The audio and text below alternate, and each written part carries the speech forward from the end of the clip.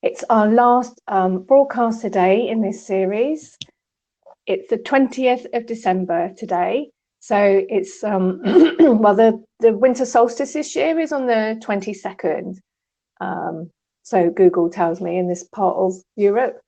And the interesting thing about the solstice is, so like many, many years ago, before we had clocks, people would tell the time in Scandinavia with having a marker somewhere, quite often a stone.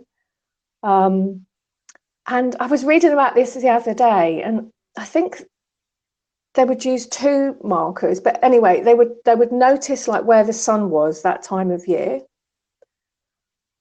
And when it got to the solstice, because they would know what time of year it was by where the sun was in relation to the stone. And when it got to the solstice, it looked like the sun was actually standing still for 3 days because it didn't move over that 3-day period.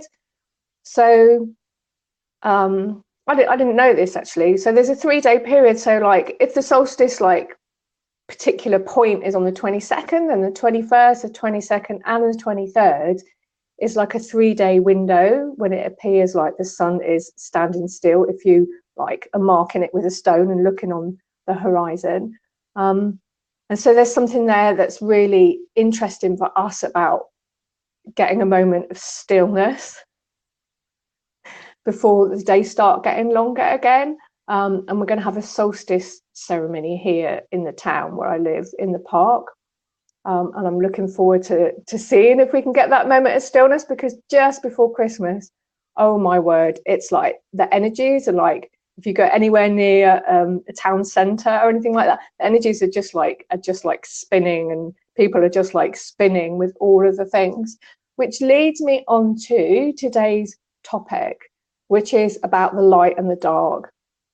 I'm actually going to ask Sarah to talk about this. I'm going to channel Sarah because I want to hear what she wants to say. But the reason this came up, so all the things I've worked with in this Earth Ascension series, it's not what I've decided, it's what's come up for me to work with. And so this is what's come up for me to work with. And today we're working with something called zebra stone or zebra jasper, which is got a whole bowl full here, but if I just show you one, it's like these black and white stones. Because so we're at the point now we're in the northern hemisphere anyway, because I know we're all in different parts of the world, but it applies very much to us psychologically as well, where we're in the longest bit of darkness. And yeah, here in Denmark, like this morning, there's just like a mist descended, and it's just sort of got a bit higher, but I doubt very much I'm going to see the sun today. And that's quite often how it is this time of the year. So it really feels like the darkest part of the year. And there's a lot for us to learn about the alchemy of the light and the dark, and bringing the light into the darkness, or the darkness into the light, and bringing, integration. But it's quite a complicated subject. And that's why I want Sarah. I'm handing it over to Ascension Master Sarah this morning, because I like everything I think about it. I think, yeah, but, and there's a but to it. So I'm just going to go quiet for a moment. And then when I start talking again, I'm going to be channeling from Sarah.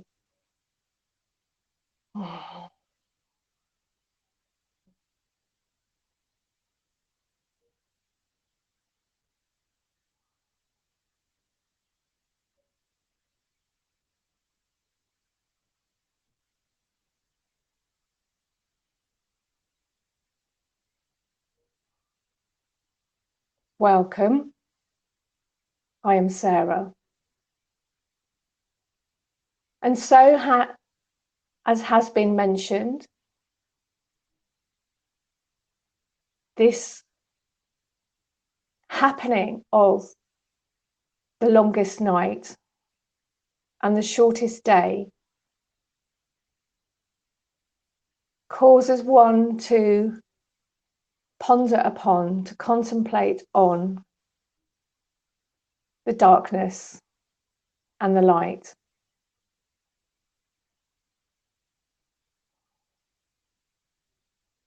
This is something which can be felt in your own bodies and in your own life. And it is good to contemplate on the meaning of this and what this might mean.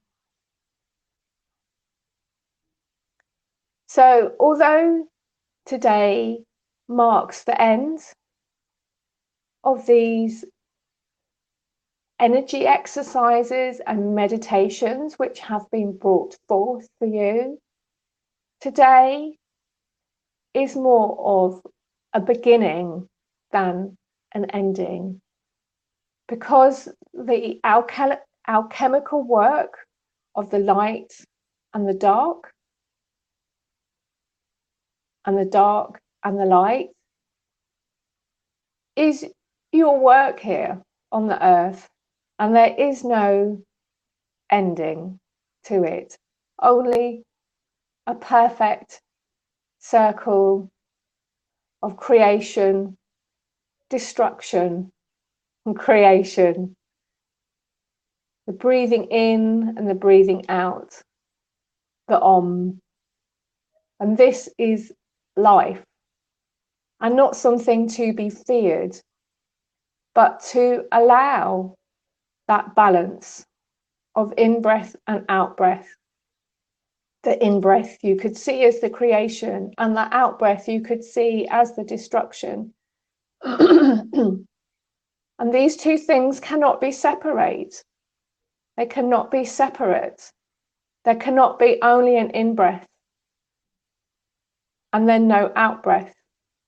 Because if the out-breath does not come, there cannot be an in-breath again. And so it is that it is necessary to accept both parts of the cycle and not wish for only one. Continuous growth is unbalanced and is something that is very present in the culture within which you are living. And the solstice, which soon comes, is an opportunity for a stillness and allowing of seeing those things this year which have been good and those things which need to be allowed to fall away. And many of you are experiencing an intensity of energy right now, as all of the things from the last year and even the last decade are now popping up to gain attention, to be dealt with and resolved before the coming of the next decade. I am Sarah, and these are the words which I wish to speak to you this day. My blessings are upon you. Blessed be, blessed be, blessed be. Amen. Okay, so I think that cleared things up a bit about where we are today. And before we go into the energy exercise, I just wanted to mention, I got a sudden thought last night about something I wrote down about 6 months to a year ago. And that's about a message I got about the energies that are working on the earth at the moment, because we're in a physical body. So I think I've mentioned this before, there's a lot we don't understand about how we work energetically, because we haven't got sophisticated enough yet to have a whole science about it. But I'll just read you out what I wrote down. I got a message saying that the energies aren't running right on the earth. And this is talking about sort of like the earth energies. And I think this is something we know, there's a lot of broken ley lines. There's a whole new grid system being built. But what I wrote down was that the people have forgotten how to direct the flow. So the flow is wrong. So this is something that, we used to work a lot with, I think, in previous epochs, if you like. And because the flow's not running right, it's like we can't get the right energies into our bodies, like we can't quite suck it up. And so it's saying, it's quite hard for us to be in balance and to be happy and satisfied, because I used the word telluric, Telluric.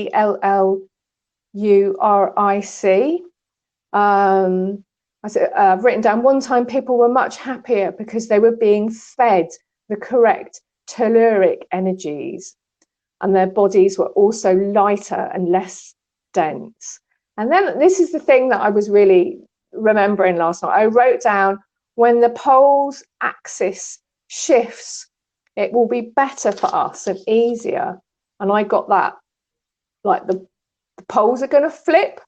And I thought of this last night because I read Google brought up some article for me saying about there's been really unusual like activity where the magnetic north is like running towards Russia at a really fast rate. And I just thought, oh, and I can't really say I understand what all these things are about, but it seems it is connected somehow to like us getting the right energies in our body. And that is connected somehow to the light and the dark. So I can't see anything more about it for now. I'm just going to leave it there. But what I am going to do is do our energy exercise. And that is, so today we're working just on us. We're not working on, we're not extending out to our homes or anything like that. We're just going to focus on us and focus on our earth bodies, our bodies that are part of the earth. So we are still working with the earth. I want you to imagine these are my earth amethyst crystals that have been programmed with Sarah's violet flame symbol. I want you to imagine each one at a corner around you as a square or a rectangle or a diamond, if you like. So these four. And then as you imagine them around you, connect them up with violet flame light in between. And Sarah's violet flame is a lovely lilac colour. It can get darker and more purple when it needs to. So kind of choose the violet shade that jumps out for you, feels right for you. And then imagine that as they connect, they're building up like a wall of light around you. And as you sit in that wall of light, there's all these like little violet sparkles that start appearing in the middle where you're sitting. And this is creating a really lovely field of Sarah's violet flame energy that allows for us to shift and transform up to higher dimensions much more easily, just so much more easily. It's an amazing tool. And I have a bowl here. You can see that, of jasper stone. There's all these stones that are like holding the dark and the light.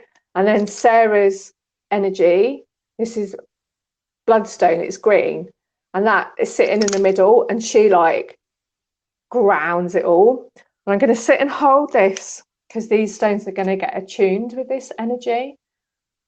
And I'm going to ask Sarah to bring in she has an energy of integration, and this makes it possible for us to integrate those things in us that are separated, that are ready to come together. And this is how we come into wholeness. And when we're in wholeness, then we are ascended, basically, because our higher self and our lower self have integrated and become one. So just close your eyes.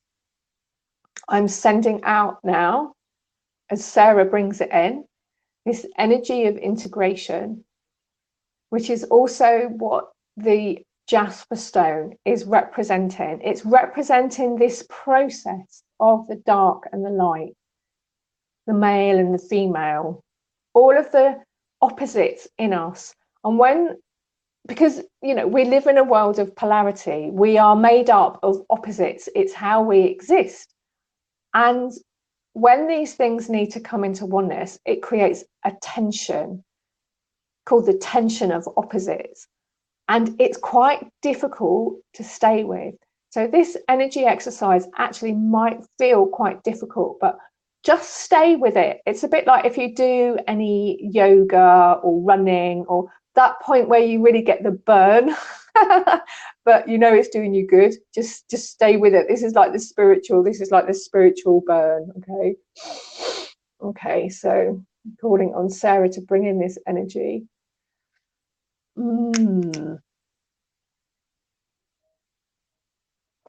And projecting it out to all of you that are watching this now and in the future, in the days, weeks, months, and years ahead.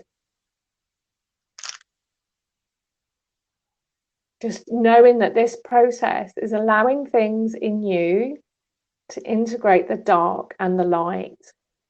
And it's really important that we openly look for the dark in ourselves. And when I say the dark, I'm not, well, I mean, of course it can be the divine feminine, because she can also be seen as darkness, but I'm talking more about those parts of ourselves that we don't like, that we've disowned, that have been split off because of trauma.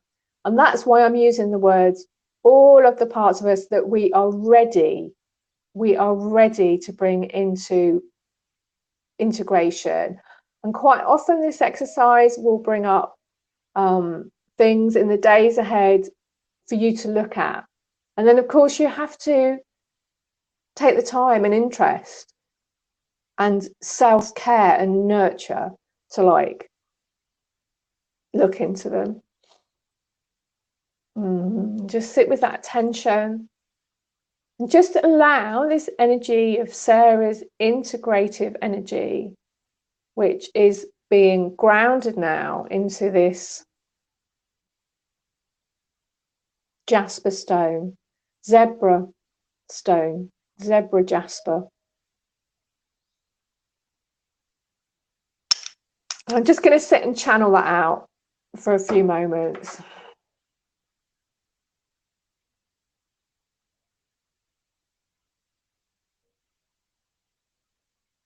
And when Sarah does this, she brings in a lot of love, and she also brings in a lot of her violet flame. So between that integrative force, the love and the violet flame, it's a potent mix for us to shift. And you know, the light and the dark, when they're separated, it's not so useful. The more we can bring them together, I mean, the thing is, connecting to just light energies, it's very heady, it's a real high. And then when we're, you know, in connection with the darkness, and only that, that's also like, oh, it's too much. But when we can bring them together, that's where we can actually do stuff on the earth. And all right, it's not as woohoo as when we're just connected to the light, and it's not as ooh when we're just connected to the dark. And you know, that's good. That's really good.